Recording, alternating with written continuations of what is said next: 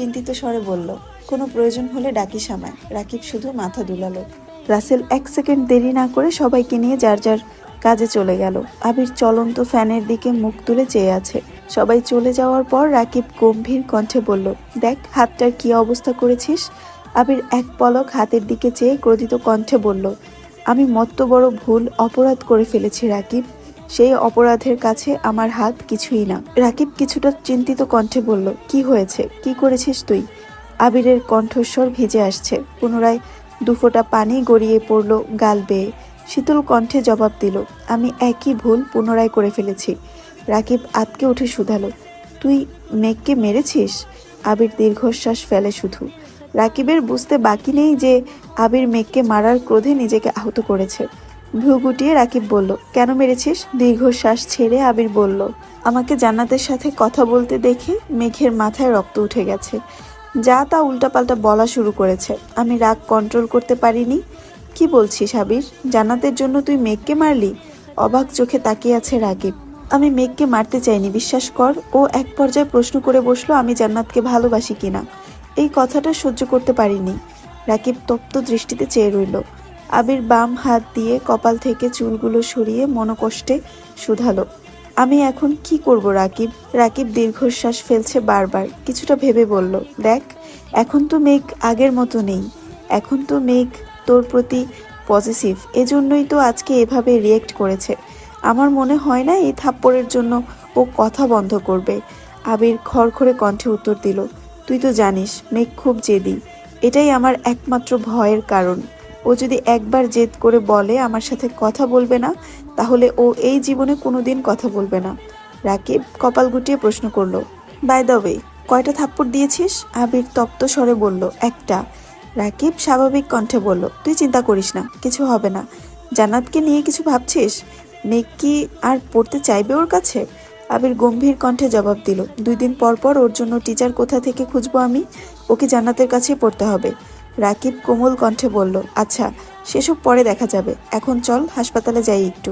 আবির তীক্ষ্ণ দৃষ্টিতে চেয়ে বলল, হাসপাতালে যাব কেন।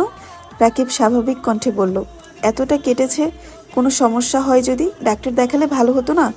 আবির সংকটজনক স্বরে উত্তর দিল, এটা আমার শাস্তি। রাকিব খুব ভালো করে জানে আবিরকে জোর করলে কোনো লাভ হবে না, তাই আর জোর করেনি। রাকিব চিন্তিত স্বরে বলল, এখন কি বাসে যাবি, দিয়ে আসবো তোকে। আবির এক পলক তাকালো দেয়ালে লাগানো ঘড়ির দিকে।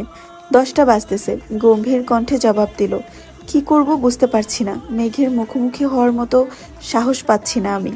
রাকিব জানালার দিকে চেয়ে বলল, বাহিরে তো বৃষ্টি, একটু ওয়েট কর তাহলে, বৃষ্টি কমলে আমি দিয়ে আসবো না। আবির পকেট থেকে ফোন বের করে তানভীরকে কল করলো। প্রথমবারই রিসিভ হলো কল। তানভীর কল রিসিভ করে সালাম দিল। আবির সালামের উত্তর দিয়ে গম্ভীর কণ্ঠে প্রশ্ন করলেন, কোথায় তুই। তানভীর স্বাভাবিকভাবে উত্তর দিল, আমি তো পার্টি অফিসে। কেন ভাইয়া। আবির নিরেট কণ্ঠে জবাব দিল, এমনি।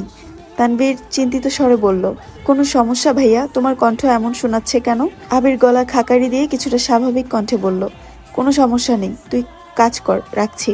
কল কেটে মোবাইল পকেটে রেখে বাম হাত কপালের উপর রেখে চেয়ারে হেলান দিল। রাকিবও আর কিছু বলল না, চুপচাপ রুম থেকে বেরিয়ে গেল। এদিকে মেঘ কিছুক্ষণ আয়নার সামনে নিঃশব্দে দাঁড়িয়ে থাকে। বাহিরে বিদ্যুৎ চমকাচ্ছে, সাথে গুড়ি গুড়ি বৃষ্টি পড়ছে। বারান্দার দরজা দিয়ে আসা শীতল হাওয়া কেঁপে উঠল অষ্টাদশী। আয়না থেকে দৃষ্টি সরিয়ে ব্যালকনির দিকে তাকালো। ধীর গতিতে হেঁটে গেল ব্যালকনিতে। গ্রিলে ধরে দাঁড়িয়ে তাকিয়ে আছে দূর ল্যাম্পপোস্টের আলোর দিকে। ক্ষণে ক্ষণে বৃষ্টির মাত্রা বাড়ছে। বাতাসের সাথে বৃষ্টির ছিটে ফোঁটা পড়ছে মেঘের চোখে মুখে। আজ আর হাত বাড়িয়ে বৃষ্টি ছোঁয়ার চেষ্টা করেনি অষ্টাদশী। বেশ কিছুক্ষণ দাঁড়িয়ে রইল বেলকনিতে। হঠাৎ ভেতরটা ছটফটিয়ে উঠে। নিজের ভেতরে থাকা এক আকাশ সম অভিযোগ কাউকে বলতে ইচ্ছে করছে মেঘের। বৃষ্টির পানি আপন গতিতে পৃথিবীর বুকে লুটিয়ে পড়ছে। তা দেখে মেঘেরও ইচ্ছে করছে মনের মধ্যে পুষে রাখা চাপা কথাগুলো খোলা আকাশের নিচে দাঁড়িয়ে সৃষ্টিকর্তাকে জানাতে। কষ্ট শেয়ার করলে নাকি মন হালকা হয়। যেই অষ্টাদশী গত 17 বছর রাতের বেলা একা একা ছাদে যায়নি, সেই অষ্টাদশী আজ রাত 9টার পর একা ছাদে চলে গেছে। ছাদে পা দিতেই ভারী বর্ষণে কয়েক সেকেন্ড ভিজে যায় অষ্টাদশীর সর্বাঙ্গ। হাত খোপা করা চুলগুলো খুলে যায় সহসা। বৃষ্টির পানির তোপে ধীরে ধীরে কোমর ছড়িয়ে নিচে নামতে থাকে চুলগুলো। মেঘ আশেপাশে তাকাচ্ছে। দূর দূরান্তের উঁচু উঁচু বিল্ডিং এর ছাদ থেকে হালকা আলো ভেসে আসছে মেঘের ছাদে। লাইটের আলোর প্রভাবে গাছ ভর্তি ছাদের এদিক সেদিক গাছের ছায়া পড়ে আছে। কিছু কিছু জায়গা দেখে মনে হচ্ছে ভূতেরা বসে মিটিং করছে। মেঘের দৃষ্টি সেদিকে পড়তেই কিছুটা কেঁপে ওঠে। তবে ঘন ঘন বিদ্যুৎ চমকানোতে বুঝতে পারে এগুলো ছাদের ছায়া। বিদ্যুৎ চমকানোর সঙ্গে সঙ্গে মেঘও সম্পূর্ণ ছাদে হাঁটছে। হাঁটতে হাঁটতে ছাদের একপাশে রাখা বেতের সোফাগুলোর একটাতে বসে পড়ল। হেলান দিয়ে বসাতে চুলের কম অর্ধেকটা অংশ ছাদের ফ্লোরে পড়ে আছে। মেঘ আকাশের পানে তাকিয়ে বলা শুরু করলো, ও আল্লাহ, আমার জীবনে তো হিটলার স্বভাবের ব্যক্তির কোনো অস্তিত্ব ছিল না, তাহলে কেন তুমি ওনাকে আমার সামনে নিয়ে আসলে? এই অনুভূতিহীন মানুষটা কেন আমার জীবনের সাথে জড়িয়েছে? উনি যদি অন্য কাউকে ভালোবাসেন তাহলে আমায় কেন ওনার প্রতি দুর্বল বানিয়েছো? আমি এখন কি করব?